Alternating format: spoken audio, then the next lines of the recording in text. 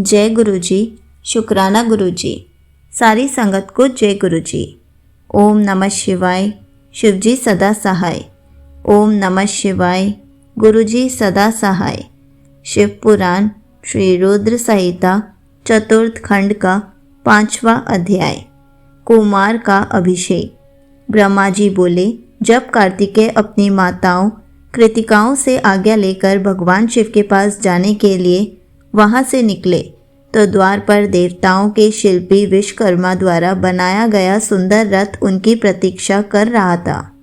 वह रथ दिव्य था और द्रुत गति से चलने वाला था। उस रथ को उनकी माता पार्वती ने उनके लिए भेजा था। उनके पार्षद उस रथ के पास खड़े हुए थे। कार्तिकेय दुखी मन से उस रथ पर चढ़ने लगे।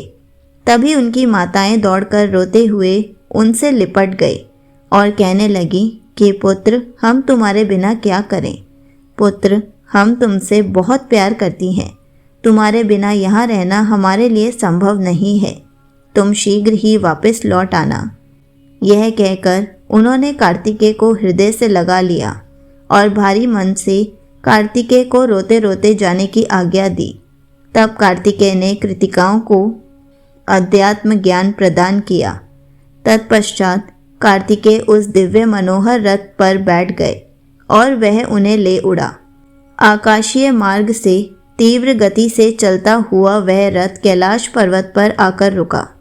तब शिवगणों ने भगवान शिव और माता पार्वती के पास जाकर कार्तिकेय के आगमन की शुभ सूचना उन्हें दी। उनके आगमन के बारे में सुनकर भगवान शिव और देवी पार्वती बहुत प्रसन्न हुए। तत्पश्चात भगवान शिव मुझे, विष्णु जी, देवी पार्वती और अन्य देवताओं को साथ लेकर उस स्थान पर पहुँचे जहाँ कार्तिकेय का रथ रुका हुआ था।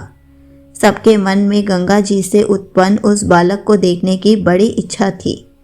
जब सब देवता कार्तिकेय से मिलने के लिए आ रहे थे, उस समय चारों दिशाओं में शंख और भेरी बजने लगी।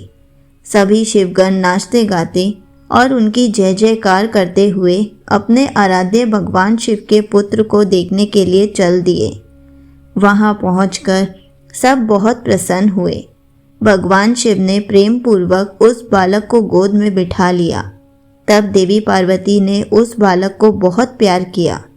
भगवान शिव ने उस बालक के लिए एक सुंदर रत्नों से जड़ा हुआ सिंहासन मंगाया और उस सिंहासन पर बालक को बिठाया। तत्पश्चात भगवान शिव ने सब तीर्थ स्थानों से मंगाए गए जल को वेद मंत्रों से पवित्र करके उससे बालक को स्नान कराया। 6 कृतिकाओं द्वारा पोषित होने के कारण उस दिव्य बालक को कार्तिकेय के नाम से जाना गया। तीर्थ के पवित्र जल से स्नान कराने के उपरांत सभी देवताओं ने कार्तिकेय को तरह तरह की अमूल्य वस्तुएं, विद्याएं और अद्भुत शक्तियां प्रदान की। तब सर्वप्रथम देवी पार्वती ने अपने पुत्र को हृदय से लगाकर उसे चिरंजीव होने का आशीर्वाद प्रदान किया। माता लक्ष्मी ने दिव्य मनोहर हार उस बालक को पहनाया तो देवी सावित्री ने सारी सिद्धि विधाएं उन्हें प्रदान की। फिर श्री विष्णु ने रत्नों से निर्मित किरीट, मुकुट, बाजूबंद, वैजयंती माला और अपना सुदर्शन चक्र उन्हें प्रदान किया। भगवान शिव ने प्रसन्नता पूर्वक अपने पुत्र कार्तिकेय को शूल, पिनाक, फरसा, शक्ति, पाशुपास्त्र, बाण, सहारास्त्र आदि परम दिव्य वस्तुएं प्रदान की। फिर मुझ ब्रह्मा ने योग पवित्र, वेद माता गायत्री ने कमंडल, ब्रह्मास्त्र तथा शत्रुओं का नाश करने वाली विद्या प्रदान की। देवराज इंद्र ने अपना वाहन ऐरावत हाथी और वज्र प्रदान किया। वायुदेव वरुण ने श्वेत छत्र और रत्नों की मालाएं प्रदान की।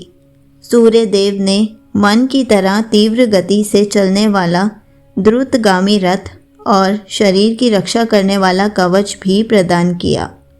यमराज द्वारा दंड और समुद्र देव द्वारा उन्हें अमृत भेंट किया गया। धन के अकूत भंडार के स्वामी कुबेर ने गदा दी। इस प्रकार सब देवताओं ने भगवान शिव के पुत्र कार्तिकेय को अनेकों प्रकार के अस्त्र शस्त्र और उपहार प्रदान किए।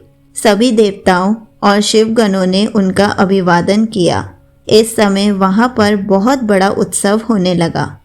चारों ओर हर्ष की लहर दौड़ रही थी। संगत जी, यहीं पर शिव पुराण श्री रुद्र संहिता चतुर्थ खंड का 5वां अध्याय समाप्त होता है। जय गुरु जी। शुक्राना गुरु जी।